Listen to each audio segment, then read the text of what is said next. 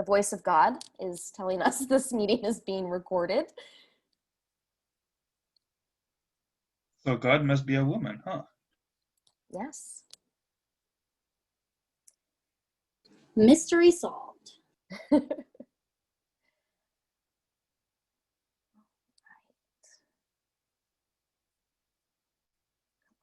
people being added.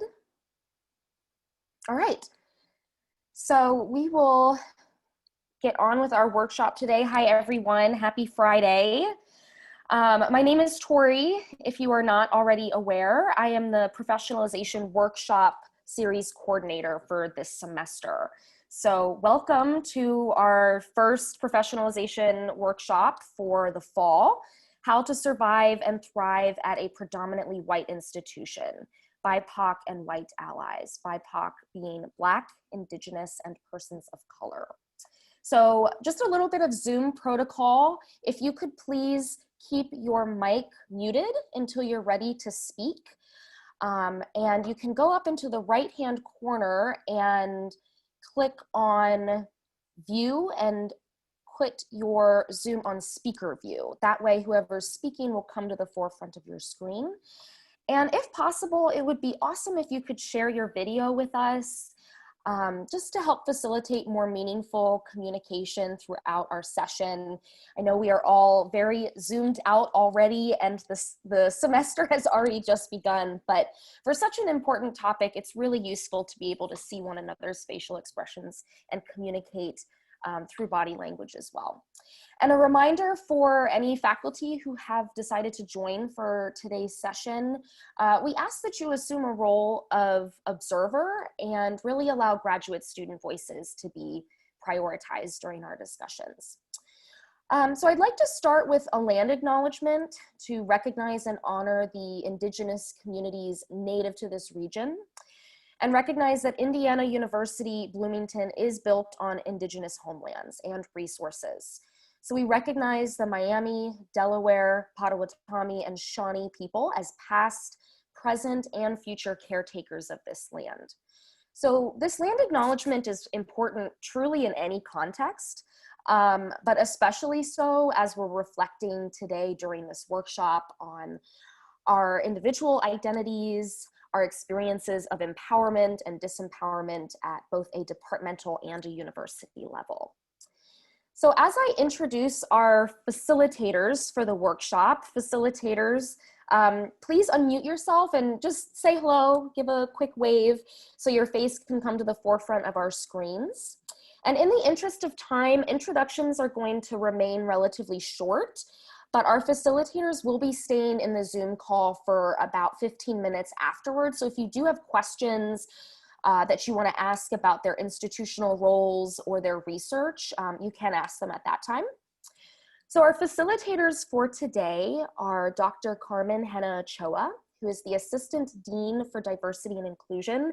I had the pleasure of working with Carmen recently on a workshop for Courageous Conversations, and this is the second time that Carmen has offered her insight and guidance to the department through our professionalization series. So Carmen, if you could say hello. Hello, everyone. Thank you. And then next we have Dr. Marvin Sterling, who is the Associate Professor of Anthropology and East Asian Languages and Culture, as well as the incoming chair of the Anthropology, Diversity, Equity, and Inclusion Committee, which we'll hear a little bit more about shortly. Dr. Sterling, would you be able to come forward and say hello? Hi, everyone. Good afternoon. All right, and then last but certainly not least is Emily Van Alst, who is a PhD student in archaeology. Her research focuses on Indigenous women's participation in the creation and use of rock art in pre-contact society on the Northern Plains. So Emily is acting as our graduate student facilitator today. We will be having both faculty and graduate students participating in the workshops this semester. So Emily, could you say hello really quickly? Hi, everyone. Thanks for being here. And thank you, Tori, for that introduction. Yes, of course. Awesome. Great. Thank you all. So I'm going to actually turn it over to Marvin and Emily, who are going to be sharing a bit about departmental diversity, equity, inclusion, and anti-racism efforts, especially in the wake of our national climate and our shifting and evolving departmental climate. Afterwards, we're going to be hearing from Dr. Henne-Ochoa. She's going to be guiding us through some reflection and discussion on our roles within and experiences of predominantly white institutions. So I'm going to hand it over to Marvin, and Marvin, you can get us started. All right, thanks very much, Tori, and good afternoon again, everyone. So as Tori mentioned, I am, and as many of you already know, I'm chair of the department's Diversity, Equity, and Inclusion Committee, which hasn't yet been fully constituted, but that should happen fairly soon, probably by the end of the month.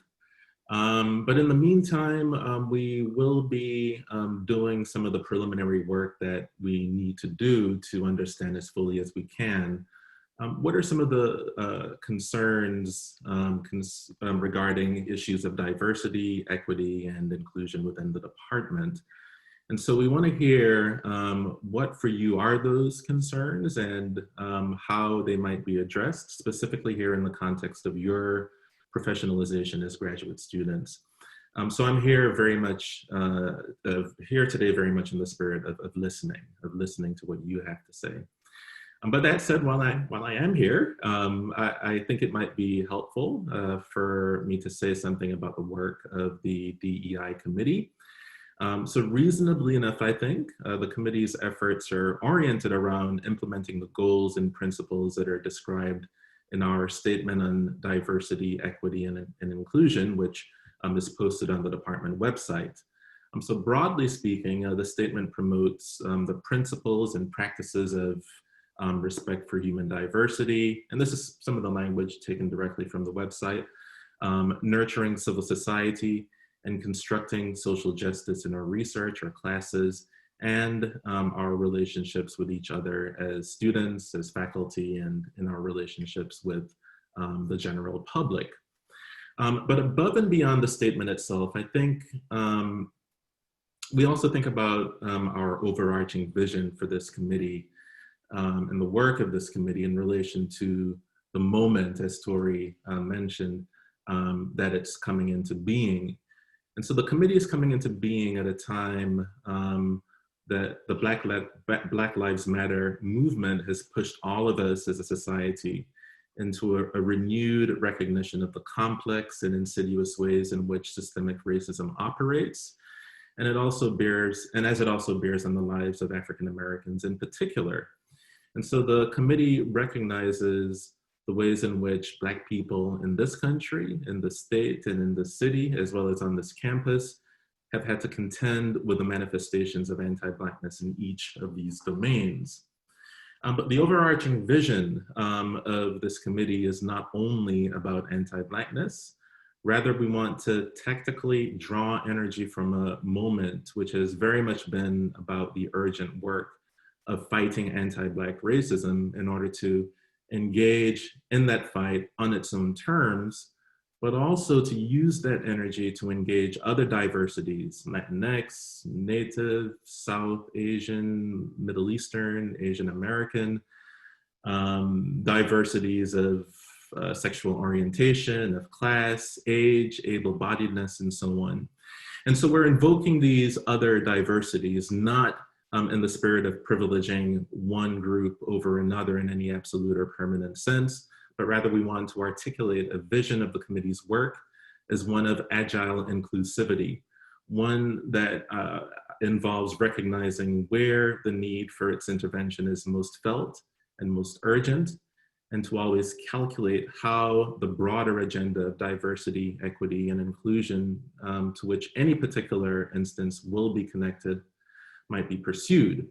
So my hope is that part of our discussion today might involve reflecting on how our ongoing professionalization might similarly involve not only acquisition of an approved skill set or body of knowledge that define how we should go about our work as professional anthropologists, but also recognizing the need to read the wind, so to speak, to step outside of what we know and are comfortable with, and to make recognition of that provisionality a part of our research, our teaching, and our service. I only have 5 minutes, so I'll have to compress a little bit of what I have remaining, since I have by my stopwatch here about 30 seconds. But with all of this in mind, I'll say a quick word about some of DEI's upcoming priorities and initiatives in terms of implementing some of the goals that I just stated. So one will include identifying a departmental ombudsperson or persons from within the committee to whom students and faculty might turn in addressing conflicts or concerns pertaining to diversity and so on within the department. We want to create a series of events to continue the work begun by the Decolonizing the Syllabus event from a couple of weeks ago, very ably led by Professor Shane Green, who was chair of the DEI task force. We want to work on and think about what we mean by a safe space policy, especially in this virtual environment that we feel increasingly embedded in this day and age. Creating a course on research ethics across all 4 subfields, or contributing our part to that initiative. We're committed to at least 2 professional development workshops specifically for students of color. In addition to this professionalization workshop, we need to work on our online presence, liaison with NACPRA. We want to create an annual colloquium or brown bag series that highlights the work of academics of color, with possible collaboration with other entities on campus, such as the Center for Research on Race and Ethnicity in Society, the Program for Race, Migration, and Identity, the First Nations Center, among many others. And then in line with this, we also want to play our part in developing a professionalization resource guide, which Tori, I believe, will have more to say about at the end of our conversation during this workshop. There's more, but I'll end there and turn things over to Emily. Thanks very much, everyone. And as Tori mentioned, I'll be happy to talk with you more after the workshop. Awesome. Thank you, Dr. Sterling. That is a pretty hard act to follow, but I am going to focus mostly on AGSA and graduate student issues that have been brought up in the department, as well as sort of action items that AGSA has taken. And I will say I am honored to be here as the graduate student facilitator. But I will say that I don't speak for all the graduate students. I speak only really for myself as an Indigenous graduate student in this department. So I have a very particular background and experience being in this department in that sort of position. So I've been really interested in this type of work of surviving and thriving at a predominantly white institution. I did a lot of this type of work in my undergraduate days, though my tactics looked a little different. I was more on the ground at sit-ins and protesting in the streets of New Haven. But now I'm sort of on doing this committee work and kind of working from the inside. And so I have held positions in AGSA for the past 3 years. So I was VP, then I was president, and then I've been secretary. I also work with Carmen in the Office of Diversity and Inclusion. I sit on the college's Diversity and Inclusion Action and Advisory Committee, where Aaron and I have had very long conversations about diversity and inclusion and what that looks like specifically in anthropology. And so this moment that we're having right now isn't just because of what happened this summer and what continues to happen. But we've started this conversation about a year ago in AGSA. And we really, Aaron and I brought issues of diversity and inclusion, and so did Tori. And so AGSA began to really think about what can we do as graduate students? What can we sort of push faculty members to get more involved in this type of work? And then I feel like this summer happened, and in the wake of George Floyd's murder, we all decided that we really need to think of action items. And so I'm gonna go over a few of those right now. The list of our action items as AGSA will be part of the resource guide that Tori will talk about at the end of this session. But AGSA sort of divided this up into short-term action items, medium-term, and then long-term. The first and foremost was donating money to mutual aid funds and bail funds, especially with protests happening this summer, and that continued to happen today. I know my parents are really involved in Portland protests. They're day 105 right now of protesting police brutality. And AGSA plans on donating money monthly to these different aids, and that might shift and change depending on our current climate. But the main things that AGSA has really pushed for is providing resources for decolonizing syllabi, which obviously we had a really great session about a month ago, and AGSA is really excited about that type of work actually taking some form. We've also talked about, more inclusive research and publishing practices. It's great to hear that Dr. Sterling said, host these regular sort of events for BIPOC students. And we also, the OMSBUD person I think is going to be really helpful because a lot of what AGSA is pushing for is really transparency and accountability and creating a framework where everybody is being supported and cared about, right? So we have diversity, we have inclusion, but we're really creating equity. And I think that's really what AGSA is pushing for in this moment. So one of the great things that we have now is AGSA will have 2 graduate student members part of the Departmental Diversity, Equity, and Inclusion Committee, which is great. I think it will really help with this sort of accountability, transparency issue that graduate students bring up time and again. So I think creating that infrastructure will be really great. I also know that we've been working on rewriting our bylaws and having a DEI person be a liaison between the committee and AGSA. And so I would say to the graduate students here today, if you are interested in this type of work, I have to say that AGSA is definitely shifting to become a more inclusive space for BIPOC students and white allies in the department, and that AGSA has really been sort of on the front lines of pushing the department to be more inclusive and equitable. So if you're interested in that, I would definitely join AGSA. It's sort of our big space to do this type of anti-racist work. I don't know what my time is. I wasn't timing myself, but I feel like I've been talking for 5 minutes, so I'm gonna hand it back over to Tori. That was very eloquent, Emily. Thank you for sharing all of that information and so concisely as well. I've been involved in AGSA and can really reiterate what Emily is saying. It's an exciting time to see some positive change and see graduate students initiating it. So thank you, Dr. Sterling and Emily. Really wanted them to provide everyone from incoming students to returning students, just kind of a foundation of where we're at as an anthropology community, what kinds of work is happening at an institutional level and at a grassroots level. So I wanted us to all get a sense of that from both of their positions. So I appreciate you guys sharing that information. Of course, that's just an introduction. We encourage you to get involved and stay afterwards if you have continued questions.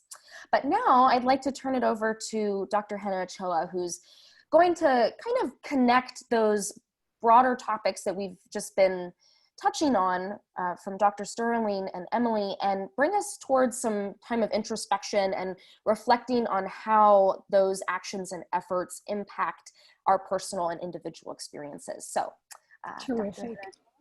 Yeah, thank you, Tori, and of course, Dr. Sterling and Emily for the invitation. I really appreciate this, and I actually more and more I feel like I'm part of your department. I mean, I'm not formally, but I know so much about you all now as a department, and many of you on an individual level. So I really do sincerely appreciate this opportunity. I also just want to take a moment to kind of take a deep breath, and because I feel empowered by you, to use the term that we will be addressing in more depth today, I'm going to get up for like 30 seconds just to like take a deep breath. I'm in need of it. It's been a really, really long week. I also lost my brother last week, and so I'm just feeling like I need to be in community, and I need to be really very sort of conscious about who we are as bodies. So I'm going to get up, and I encourage you to get up, take a deep breath if you need to.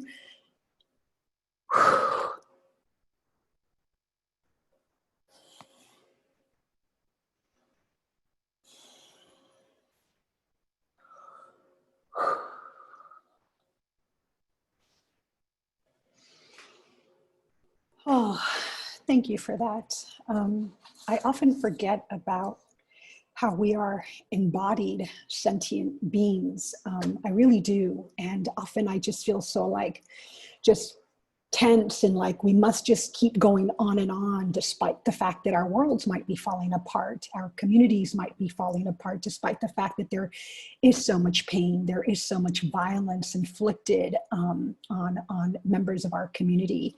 And I think this is important. We don't often do this in academic settings, and yet I think that it's incredible and absolutely necessary for the kind of work that we are seeking to do, right? And that is connecting authentically, meaningfully at the interpersonal level, connecting across difference. So I was asked to share a bit about empowerment and what it is. And this is not going to be an academic lecture. It's not. I don't tend to do a lot of those these days. What I'm most interested in is sharing and learning from people about their experiences with empowerment, with disempowerment in this case, because this is what we're talking about. So again, this is not at the academic intellectual level, but rather at the experiential level. And so thinking about empowerment, it might be important to begin with a sort of just a common language, a common understanding of what it is that we're talking about when we talk about empowerment. And when we think about empowerment, we're talking about this process of becoming stronger and more confident, and especially in controlling one's life and in claiming one's rights, right? So at the fundamental level, that's what we tend to think about when we think about empowerment, this process of becoming stronger and confident and being able to assert control over our lives and also rights that we feel are owed to us or that we have access to. So we know that empowerment can have many different meanings, right, to different people, depending on our different experiences, our circumstances, our hopes, and our dreams. But for the most part, my challenge with this idea of empowerment, at least as I have come to know it, is that it seems to always strike me as somewhat individualistic. Right? So like empowerment as somehow coming from within, empowerment as a personal choice. And that isn't much different from the ways in which we think about, you know, the questions of success or, you know, our ideas of meritocracy more generally, right? Very focused on the individual. And so in our time together today, I was hoping that we can think about empowerment at the interpersonal and more importantly at the collective level, right? So my actions, how my practices, how my worldview serve to empower, or conversely, how they serve to disempower my peers and my colleagues. And so maybe a guiding question for us for today might be, what does the empowerment of others as an intention look like? Right? So what does my empowerment of others as an intention look like? And so I think that relatedly, when we think about empowerment or disempowerment, we might look at the difference between surviving and thriving. So coming back to the title of your workshop today, right? And thinking about the difference and the connections between thriving and surviving, in the sense that, you know, Tori talked a little bit about what those words might mean experientially in the context of being at a predominantly white institution, right? If you are a white American, let's say, occupying this space of a predominantly white institution, you might feel quite empowered in many of your agent identities, right? So you might feel like in fact, you might not even think about empowerment because there is no need for you to think about empowerment. You are being empowered in so many ways that are subtle, that are nuanced, that you don't even think about regularly, right?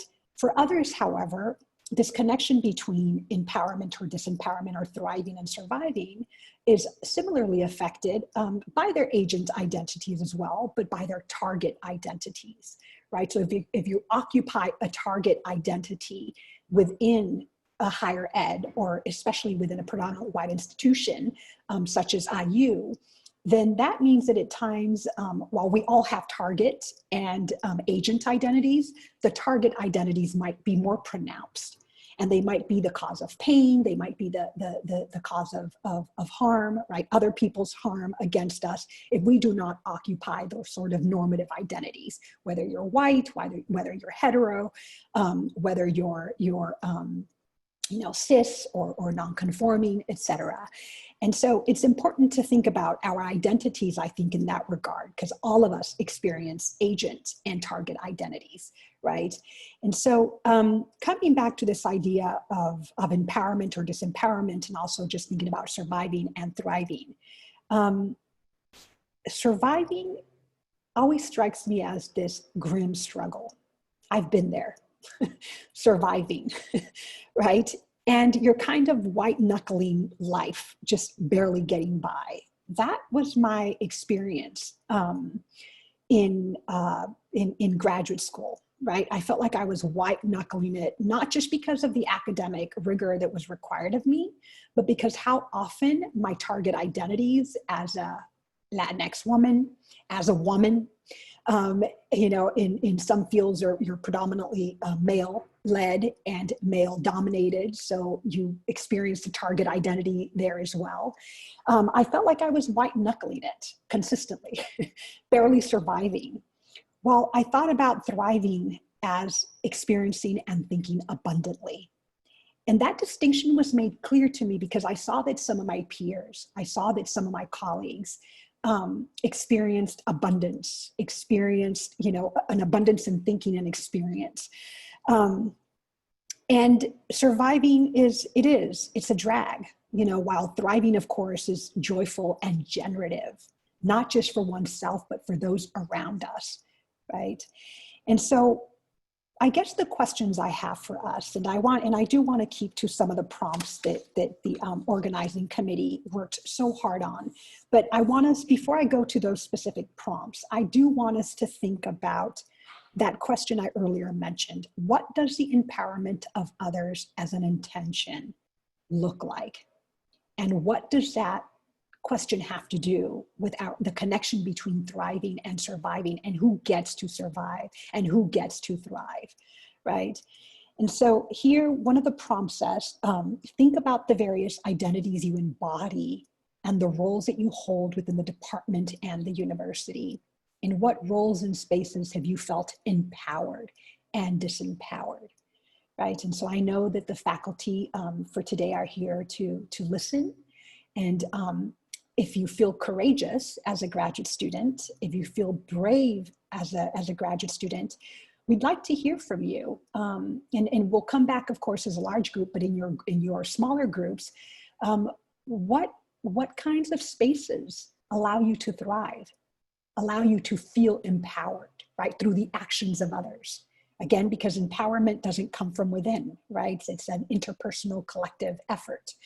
And so that is one of the questions that we'd like to think. And then I'm going to say the other one, but then of course I'd like for Tori to give further instructions about sending you off to these groups if that's what you're going to be doing.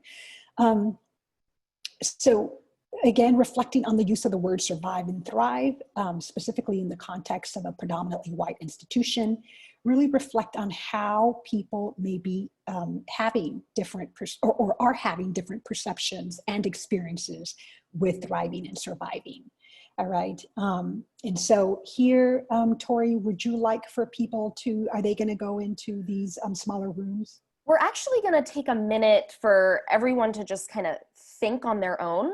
Okay. I know we all have computers, so if you want to open a tab and type something out, if you want to jot something down on a notepad off to the side, we're going to take about 5 minutes to just really reflect on the two questions that Carmen asked. So if maybe Carmen, you wouldn't mind reiterating them one more time so people can catch them, and then I'll let you know when our 5 minutes is up, and we'll break into groups to discuss what we wrote down individually. All right, so your first prompt is think about the various identities you embody. And again, those might be a target identity, meaning it is one of those dimensions of your identity that experiences oppression because of the qualities that are part of that identity, or agent, right? It might be that, again, given your embodied identity, if you are occupying dominant normative identities, then you experience quite a bit of agency or empowerment. So let me go back. So think about the various identities you embody and the roles you hold within the department and the university. In what roles and spaces have you felt empowered and disempowered?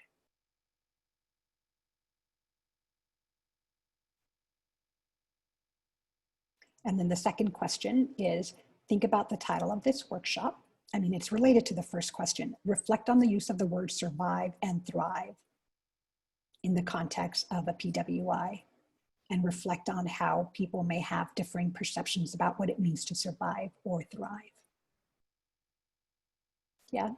Great. Thank you, Carmen, for going back over those one more time for us for clarity. So we'll take about 5 minutes. If you'd like to turn off your video for some introspection and space, feel free to do so. And then I'll bring us back together before Dr. Sarah Friedman pushes us into pushes us, I'm sure she'll do it more gently than that, before she transports us via Zoom to our breakout group. So go ahead and take some time to think on those prompts.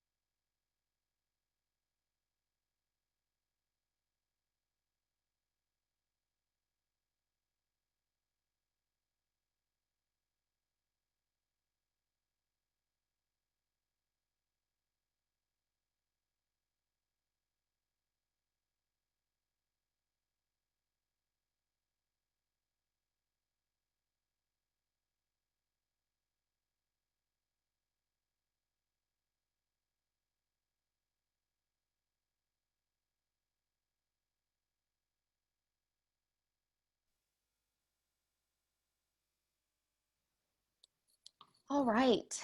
If you could please make your way back to the computer, bring your video back if you're able to. Awesome, great. And I know we have people joining from a variety of devices. Those of you who are calling in from a telephone, would you please privately use the chat to privately message Dr. Sarah Friedman and let her know your name. Please do that now if you are calling in on a phone. All right, great. Thank you guys for taking that moment to think and reflect on those prompts that Carmen shared with us. We're going to move into breakout groups now for about 8 to 10 minutes. So keep in mind, share freely what feels right to you, but also be conscious of time so that everyone has a chance to speak if they so choose. So Sarah, are we ready to break out into groups? Yes. Okay. Thank you. Sorry, one person who was in a phone just joined via. I still have one person who's calling 391-6364. Can you tell me who you are? And yes, we are ready. Let me just add one person. Okay, I'm going to open all the rooms now. Tori, do you want to say how long people have? And yeah, it's 1:40, so why don't we say 10 minutes or 8 minutes, and then we'll come back because we want to have some time for people to share some experiences that are not their own that might be different from what they anticipated. So let's do 8 minutes and we'll come back as a group. okay, I'm going to open these rooms, and just a warning to the faculty, you all are in one room together. Okay.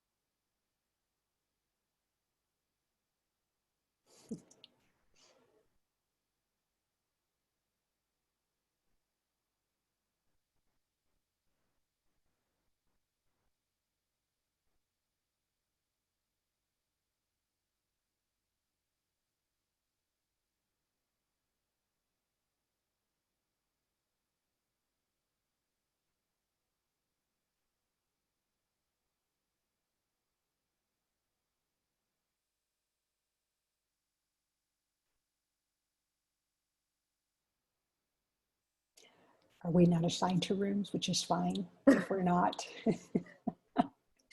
Yeah, so Carmen, Tori, Stephanie, I didn't assign you Okay, to that's rooms. Okay, fine. that's totally fine. That's fine. If you want, I'm happy to do that. Kevin is the only one. He just was one of the people on the phone. Hey, Stephanie. Kevin, can you hear me? I have assigned you to a room, but I think you need to actively join it. Kevin, are you there? So he was one of the people Okay. on the Right. phone. Oh, sorry, Eric is waiting. Let me add him. There was one other phone person who didn't. Hey, Eric. Let's see. Hey, Eric, are you there? Eric? Yeah. We are now in breakout rooms where people are, there's a lot to maybe Right. recap. Eric, can you see the chat box currently? Let me see. There should be, if you scroll up a little bit, there should be 2 prompts that we just finished reflecting on. sent from me to everyone in the chat box. So because I just joined, I do not get to see the chat retroactively. Oh, Gotcha. here, I'll copy and send it. Okay. Thank you. So we just spent time individually thinking on these prompts, and now people are discussing their answers in groups. Okay, thank you. Sorry, Eric, hold on, So- I didn't copy. Hold Sorry on. about my scheduling conflict. That's Oh. okay. I don't know, can one copy from the chat? Oh, yes. Let me see if I can Tori, see if you can do it. It's not letting me do it to... Or I wonder if there's a way to Well, resend. I'm not able to access Eric in the chat, Interesting. oddly enough. You could just resend it to everyone. Do you see that, Eric? I do, thank you so much. Okay, great. Okay. So Eric, I'm just gonna assign you to a group then.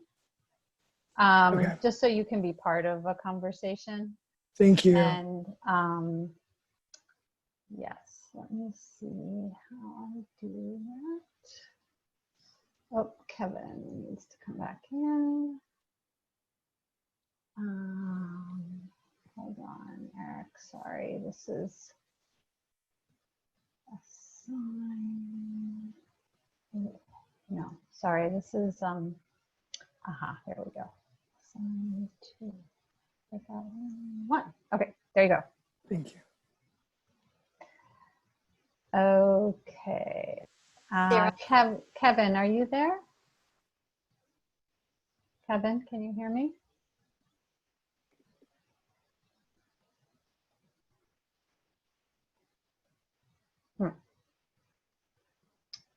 I'll type.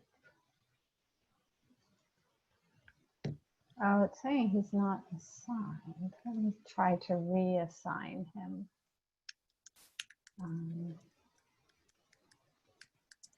Hi, Kevin. Can you hear us? There you are. Okay. I can't hear him. Can you? I cannot. Are you muted, Kevin? Okay. Okay. There we go. Okay. Kevin, I'm going to assign you to a breakout room. Sorry, you got cut off there, so.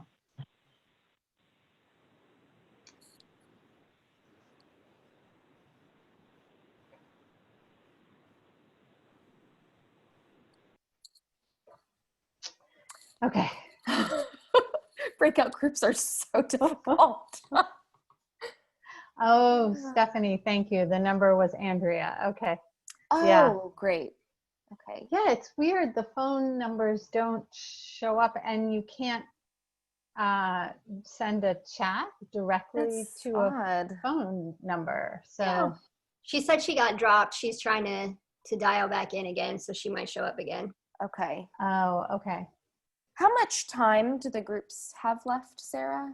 They have, by my clock, about 3 minutes. Okay. Is that enough? Should we give them another minute or two? We could, yeah. I mean, we're just going to have less time for the larger group discussion, unfortunately. Because it's 1:47, and Yes. probably you want like that synergy that comes from like people coming back together as a group. Good point. Yes, that's, Yeah. yeah. All right, let's keep it as is. Thank you, Carmen. Okay, and actually I can type in sort of notification, and then they have a minute to Okay. rejoin Got it. the larger group. Okay, here's Andrea. And just so you know, Carmen, I won't need 10 minutes to refer to the resource guide. We wanted maybe a couple minutes just to ask people if they had ready ideas of topics that they felt really needed to be urgent conversations for next workshops. Okay. So I just want to let you know that you can take a lot of that time Okay. with the discussion. Please Okay. do, because the Yeah, resource guide can easily just be emailed. And I Okay. think it's more important to have the discussion. Yeah. I mean, it's so bizarre. We literally have 12 minutes left for I discussion. know. I know. I mean, It it's went- just like, oh, yeah. So, okay, so let's just, when we bring people back, just let them, I'd like to hear from them, from grad students, right? And then have faculty also listen to what our students can share with us. Yeah. That sounds great. And I think we'll decide instead to send a survey out for students rather than ask during this precious little time we have left what topics they think should be covered next. Okay. So please take the rest of the time for discussion. All right. Okay, I'm gonna close the room, so we'll give them 60 seconds. Okay.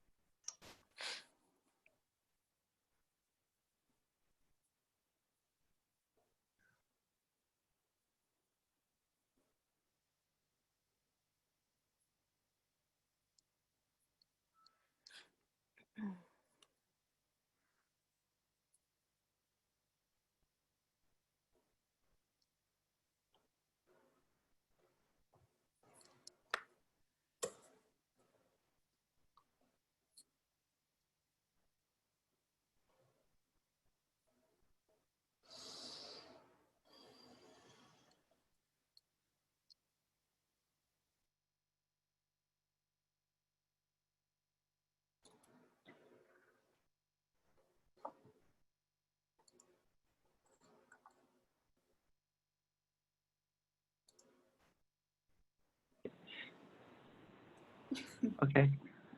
What's that? Everyone's back. It looks like it. Yes, everyone was transported back to this space, this communal space. Folks, I hate to say this, but it's 11:51 on my end. I'm assuming it's 11:51 on your end as well, and we're only going until 12. So I would like to make the most of the last, the 10 minutes, the 9 minutes that we have together. And I'd love to hear from the students about, graduate students about that prompt about in what roles and spaces you have felt empowered or conversely disempowered. And so share as you are able, and it's your time.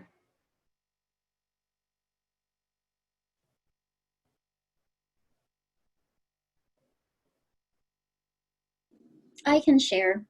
Yes, share. Nichole. Okay. I thought it was really interesting to me, and most of our breakout conversation revolved around being empowered and disempowered as our roles as AIs and graduate students.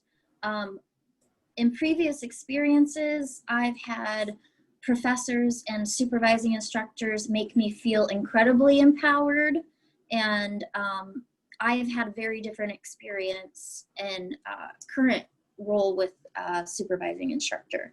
He's made me feel very disempowered. So that was really interesting to me that I've had both of those experiences. Yeah, Nichole, might you share what came with empowerment? So when you said when you felt incredibly empowered by I did. faculty? Because my faculty, I was very close to my faculty and supervisors that I ended up teaching with, and they wholeheartedly supported me and my input into the class. And if I had an idea, they listened and usually implemented that idea or asked me to try it out and talked me through if it would work or not, instead of just saying, no, that wouldn't work, or yes, that will work. And they continually reiterated that they trusted me, and that we would talk about lesson plans and theory beforehand so that we both felt comfortable. So it was just very supportive, and they continually were like, you know what you're talking about. So it was nice. Okay. So if I heard you, Nichole, you mentioned that trust is an important part of you feeling empowered, right? Yeah, I think so. They trusted me to lead the students, and they weren't disrespectful when supervising, like they weren't interruptive or didn't discount me and discredit me in front of students or anything like that. Yeah. Thank you for sharing that. Would anyone else like to share their experience with empowerment or disempowerment? Is that, I only see Morley. Yeah, I should change my name, Meg. Meg, thank you, Meg. Just because it's related. In the group I was in, we were talking about, similarly, I found that being given a syllabus to teach can be both empowering and disempowering. Empowering because it allows you to focus on other things and reduces your workload, but disempowering because you're not allowed the freedom to make decisions about what you're teaching necessarily. And I want to bring it up because I think the department can do something about this next part. I feel disempowered to do anything about that because there is no transparency in how those decisions are made, in how it's decided who's teaching what and when, and especially once you're out of guaranteed funding, how it's determined who is given an AI position and who is not. And so I feel like transparency in that whole process would be more empowering. Thank you, Meg.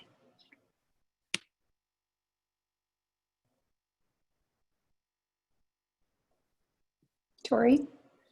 I can go. So based off Tori, by the way, I just want to say thank you very much. I appreciate your note. You're welcome. Thank you for all you do for our department. Going off what Meg said and transparency, one time, well, not one time, a lot of times, one specific occasion that makes me feel really disempowered in this department is when things happen and there is no transparency and someone inquires about it and then people just play it off, professors or advisors or whoever you are going to inquire about this because it directly affects you, where it's played off like, I don't know what you're talking about, and you ask more specifically. And you know, a lot of these situations are something that if it directly affects you, you're asking about it because you are concerned or because you feel unsafe.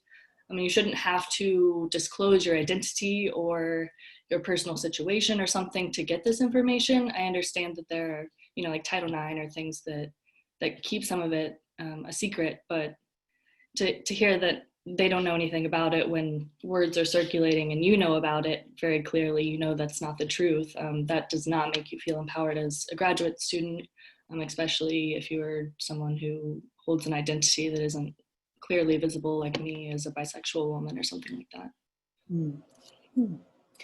So thank you, Tori, for that. I'm actually going to take the opportunity in the last couple of minutes that remain to us to actually have you think, to kind of shift a little bit in terms of the prompts. And so I'd like for us to think about, what do I need from my faculty, from my peers, to experience thriving or to experience empowerment? But not only that, because that isn't enough. What can I give to cultivate thriving or empowerment in others? Right, so you can draw in from the question or from what you discussed in your group. That's not to undermine what you talked about in your smaller groups. But I think that sometimes too, again, with this idea that thriving and empowerment is a collective endeavor rather than an individual effort, right? That I want to be sure that you know that there are things that I need from you in order to thrive or to feel empowered. But I recognize that I have a responsibility to also give to you so that you can feel like you can thrive and empower.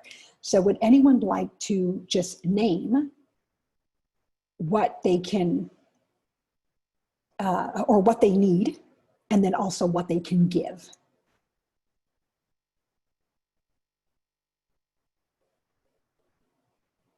Requires a little bit of different orientation, doesn't it?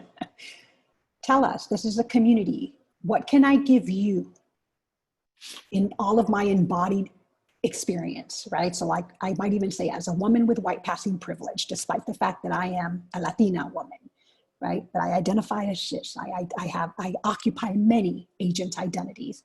What can I give you so that you feel empowered? I have a quick one. Yes. It's actually the same thing. I think I, as a Black woman, need affirmation of what I am bringing to the table and my experiences. But I also think that I could give white peers, faculty, etc., affirmation when they are making progress. That's awesome, Tori. I like the way you actually began that by saying, as a Black woman, I can give or I need, right? So actually following Tori's intro to that question or to that prompt, I'd like for someone else to share with us what they need and what they can give.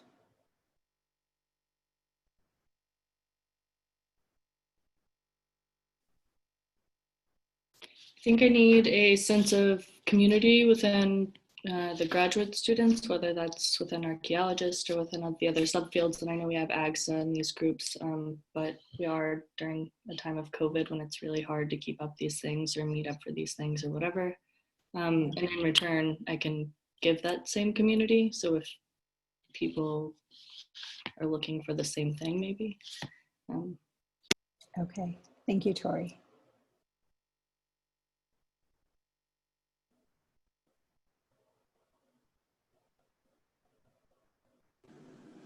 I think respect is something you can give, but also that you need to feel empowered. Okay, so Nichole, did I hear you right? So why don't you begin as Tori did?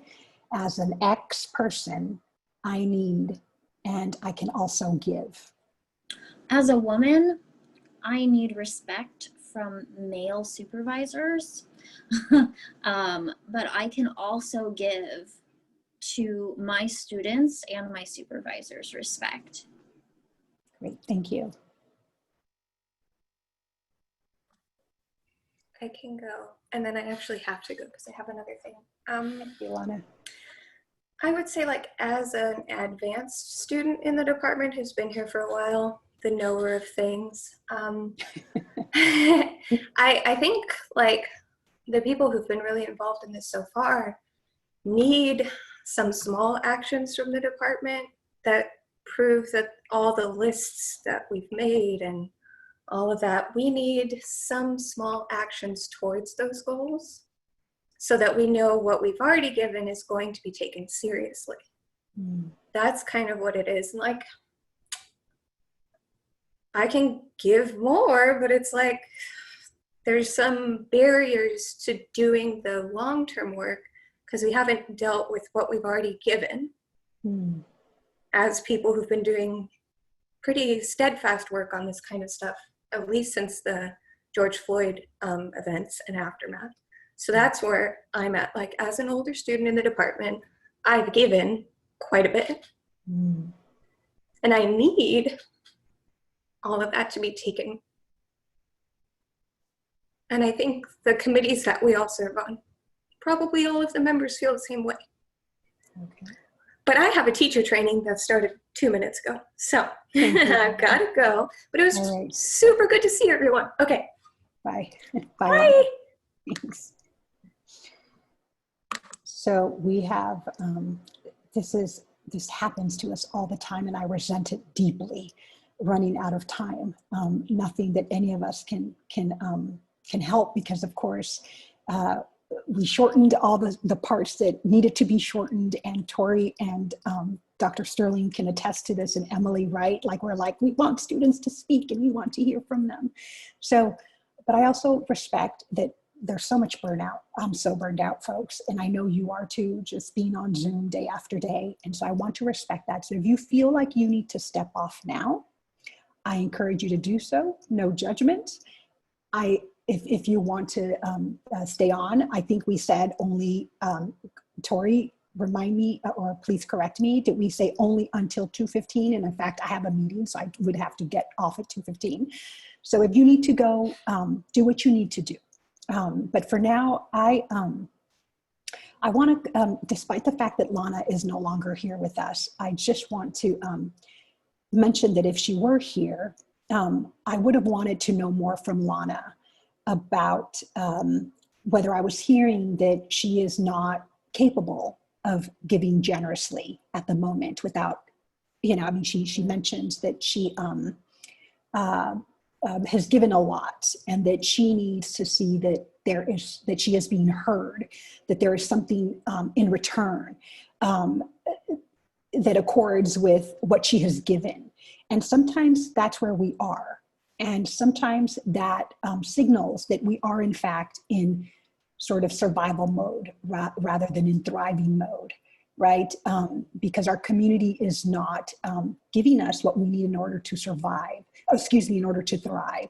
And so when we're constantly in survival mode, that means that we can't give generously, right? We can't give freely of our time, of our resources, of our thoughts, of ourselves. And so, again, I don't want this isn't like a therapy session for anyone, right? But I do think that often this is where we get stuck in our academic communities, when we're not willing to hear each other, be authentic, right? About what we need from our community, but again, not just what we need, what we can give. Right. And so I would not, and this is no criticism, I would just have wanted to know from Lana if I understood what she was saying. And how can I then help so that she can be at a point again where she is willing to give generously? Yeah. So anyone else here want to, yes, Mackenzie. Oh, I was just, maybe to clarify a little bit, I don't think it's so much that she's no longer at a place where she can, it's just trying to be strategic about whether or not to do so. At a certain point, if you keep giving and giving and giving and there are no actions on the beginning part, I think perhaps, are you giving too much for your recipients to handle, first of all? And then second, if you just continue to do all of these things, it's just not strategic to keep draining yourself, even if you have the ability to do it. Of course. Which I think she does.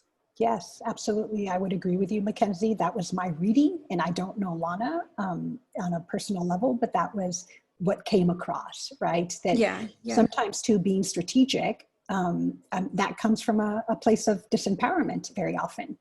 Right? We feel disempowered and therefore we have to be strategic about protecting our time, strategic about not giving all of ourselves when there is no sense of there is a return on that investment of self, right? And so I get it. And that's something that we need to think about as a community, and think about as not just as a graduate community, right? You all together, but also in our interactions with faculty and others in our department. So Mackenzie, I appreciate that. Anyone else on this call want to just share? One last person, and then I'm going to hand it over to Tori.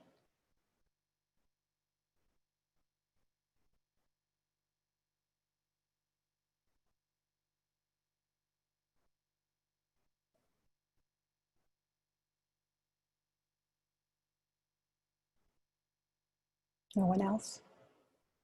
This is your opportunity to share with others what you need and what you can give.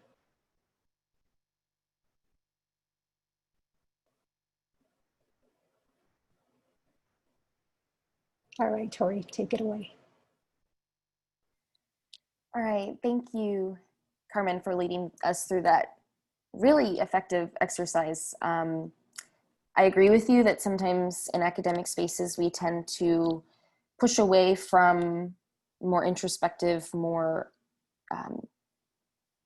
experiences where we tap into those emotions, sentences of I feel and I need. So I think that is something that we could practice a little bit more as people and as academics. Thank you all for participating, for bringing your full selves to this 1 hour session where there was lots to cover. I don't know about you, but I feel excited because there's more that we can dig into and investigate and explore together based off of this foundation that we've laid. I think Carmen's actually given us some really great activities that we could continue to engage in as a group and as a community in order to facilitate our individual and collective empowerment.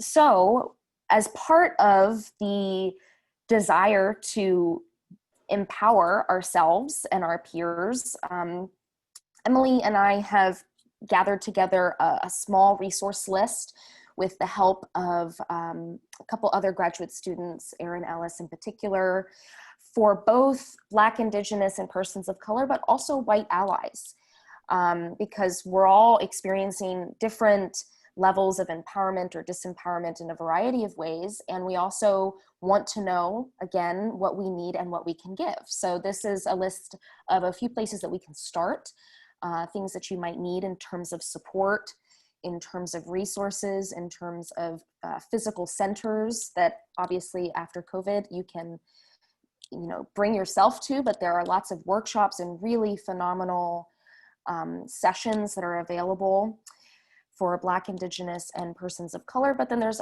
also a really great wealth of allyship trainings and Q&A sessions. And we'll be sending that out to you over the Anthro listserv, and please feel free to share it with others if you feel that's necessary. We'd also like you to fill out just a brief survey that will be accompanying that resource guide to ask you what next. We've had this session.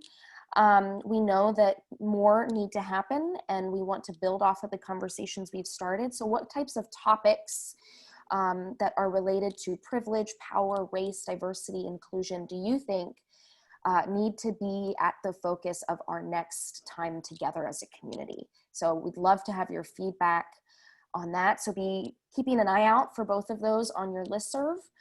Other than that, I hope you have a great weekend. If we can all maybe take Carmen's lead and take a collective breath together, because it has been a wild first few weeks of the semester. So breathe in.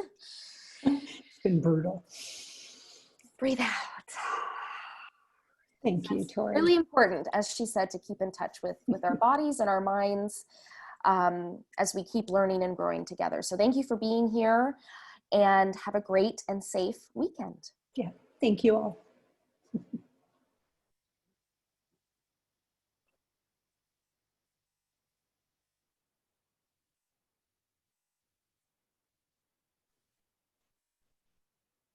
Nice job, Tori. Oh, thank you. Yeah, great job. I'm gonna You're stop so recording great. now. Yeah, you're really good at facilitating. Yeah, you really are, for real. Yeah. Oh, wow, thank you so much. That's so kind. I wanted to know how you guys, what are your thoughts? If you have a chance to give them briefly. If not, I understand that there are other meetings that need to be attended to. I don't really know why I stayed. I'm not a facilitator. I'm used to being in meetings at this point. Maybe you have something to say to the facilitator. You may. Singular at this point? To reiterate, an amazing job, Tori. Seriously. Yeah. Thank you, Mackenzie. I appreciate that. I will leave y'all to it. Thank you. Bye. Right, thanks, Mackenzie. It's just us. The final four. That's right.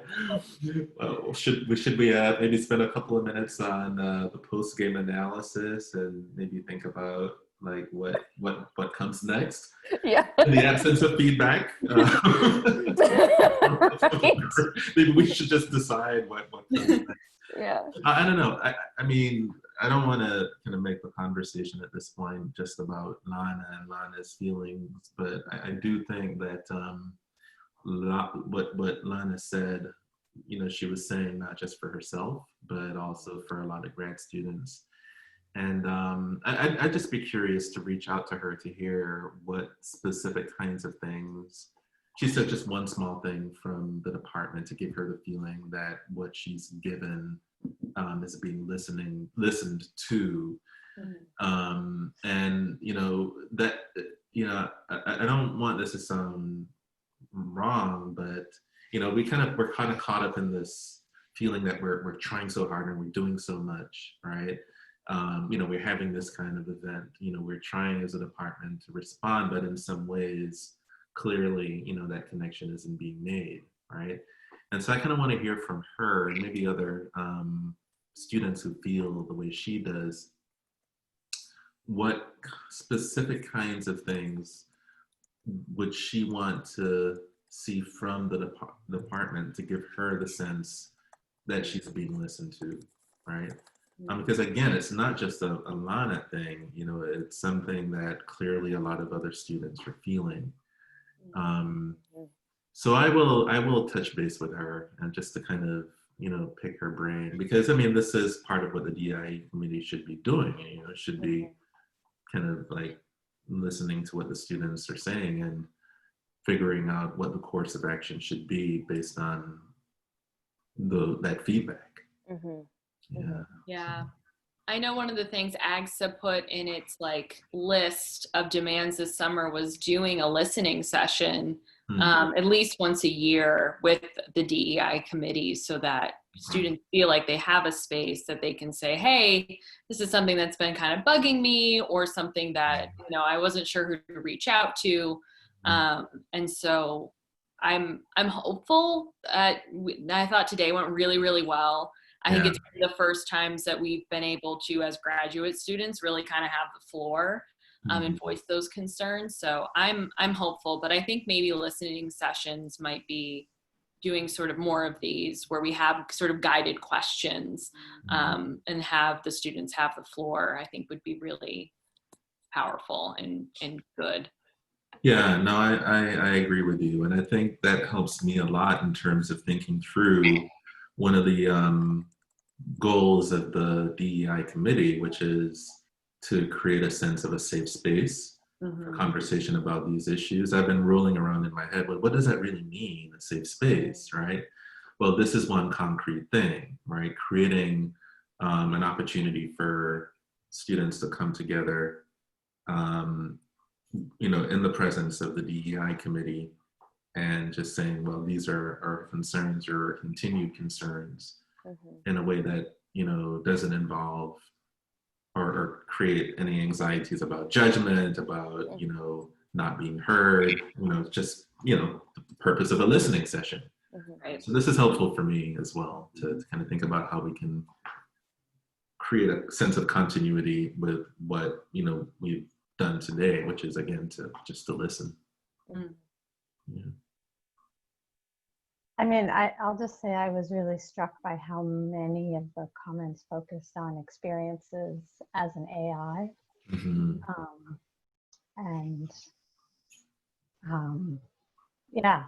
Recognizing that that's a really important piece of people's graduate experience and training experience.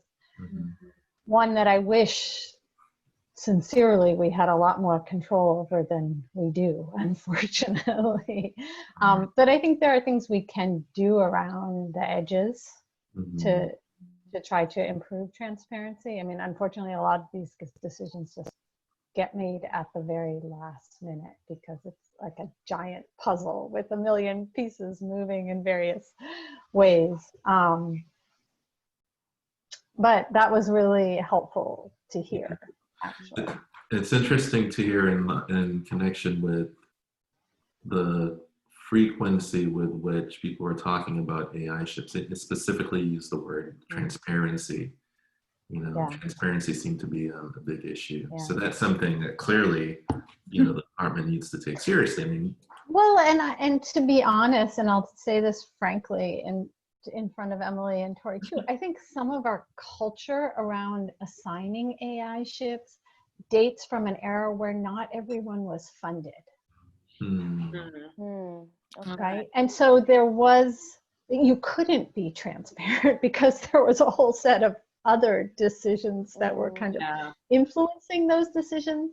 But now that we have a very different funding structure in the department, we still face some of the problems that are just, they're structural problems in the sense that we have certain kinds of AI positions and not everybody has the skill set to fill all of those positions. Right, yeah. And even knowing that, you know, that the department does think of it as a certain set of skills and is trying to find the student that matches those skills rather than us filling in the gap and thinking, are these people being chosen because they're a favorite, because they're a veteran, right?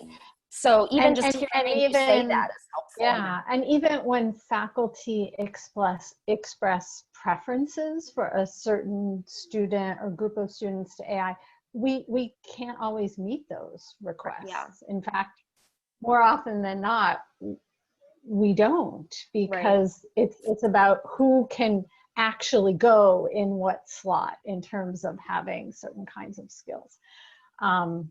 So faculty don't get a lot of choice, hardly any choice, to be honest, either.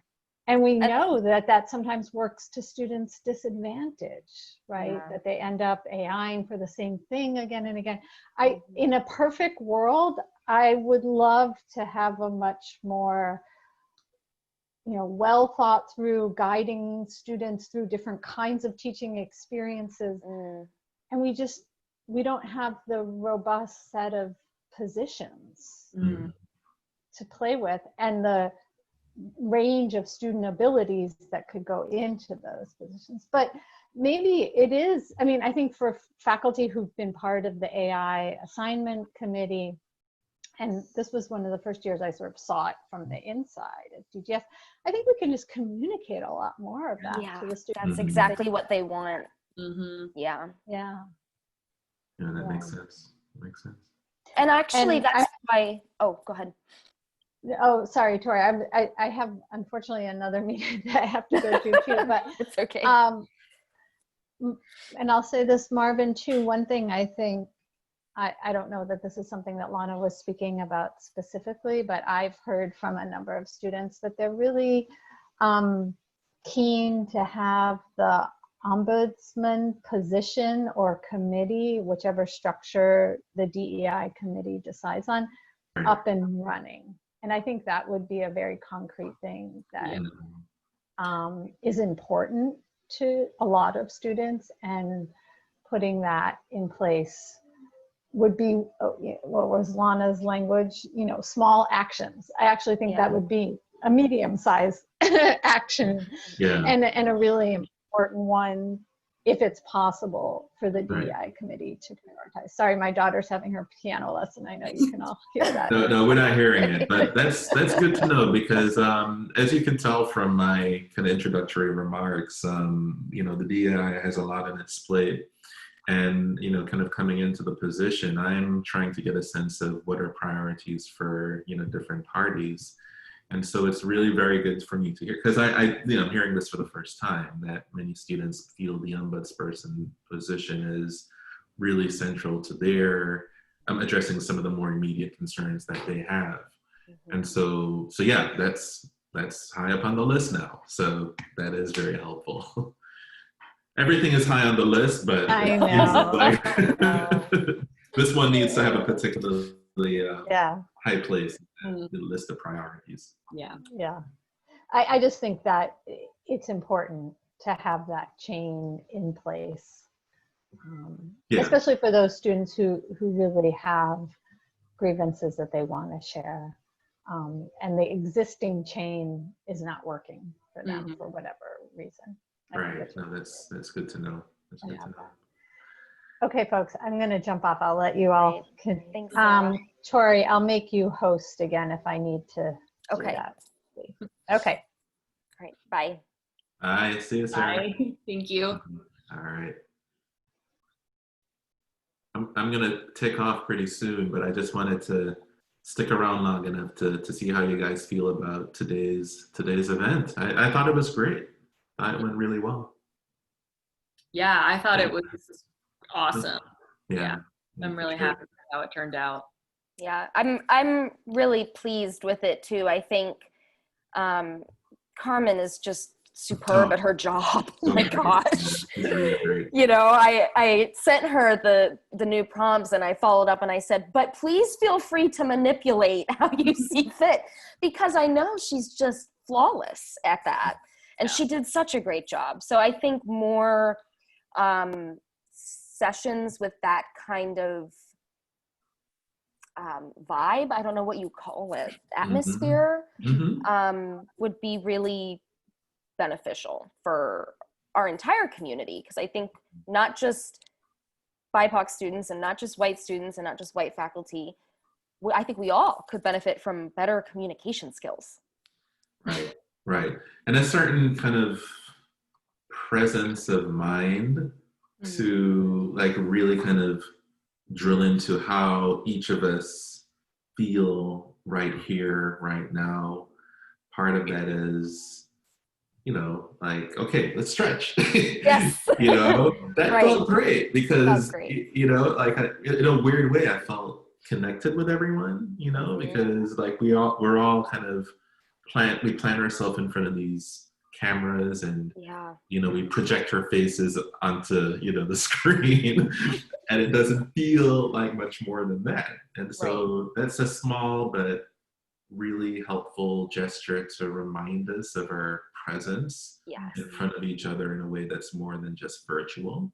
You know, and so it's that, and it's also kind of getting us to think about how we feel about these issues, what we want from each other, what we can give to each other as a community. So I agree. She's a really great facilitator. Yeah. Let's have her at every event we put Every event. We're just gonna make her. We're gonna poach her from the Office of Diversity and Inclusion. That's right. That's right. No, I think if she is as involved in other departments as she is in this department, she must be crazy busy. Yeah, she has to. I don't know how she does it. I just don't. But I think she's a little more involved in anthro because Erin and I are constantly low-key going to her. Like, you won't believe what anthro did now. Like, all right, bring me in. I'm going to help you guys out. She's a very kind mother to the problem child of very attentive because she has to be. Yeah, exactly. The other thing that I was going to say that I thought was really important today was something that Tori, you did, and Carmen did, which is recognizing it's a community. And this is something that I, like, as a Native person, when I am with my family, it's like, okay, we're with family, we're with community. Let's talk about X, Y, and Z thing over the kitchen table. And I feel like that's something we don't ever say. Like, it's always like the department, like it's very bureaucratic. And it's like, so the department is having this workshop and it's just very academic, bureaucratic. You feel like you're just sort of there and then you leave. But I felt like today, Tori, you really emphasized, like, as a community, we're having a collective, like, breath and, like, we're having this moment together. And I think that type of language is really, really helpful for not only making sure that the BIPOC students feel like they have a community and are a part of it, but also the white allies, because I feel like everybody is searching for family in a community. Let's try to have the ANTH department be that community for folks. So I think that was shifted, that there was a shift today that I've not seen in my, you know, going into my 4th year, but today I felt, No, that's really good. I think it may even have taken some of the students aback. Like we heard from maybe 2 or 3 students on a regular basis, but I think it's very, very, very fair to say today that despite the time constraints, we created a kind of space and opportunities for people to engage, right? And maybe there's, at least in this event, some measure of reticence, again, to the extent that we heard more from some than from others. But if I think we do more of what we did today, if we kind of keep that invitation open, you know, then we'll hear from more students, and they will express their opinions because they're here, right? They're here for a reason, and they're invested in this stuff. And so I can only say, guys, keep doing what you've been doing, and this will go well. I think this will continue to go well. Yeah, I have a good feeling about it. Me too. A lot of work, but we can do it. Yeah. Indeed. All right. Well, I'm going to get out of here now that it's 2:30. But All right. thanks Mark. so much, Tori. Thank you so much, Emily, for making this happen, both of you, and to be continued. Yes. Sounds good. All right. Cool. Have a great weekend. Thanks. Thank you. All right. Bye. Take care. Bye-bye.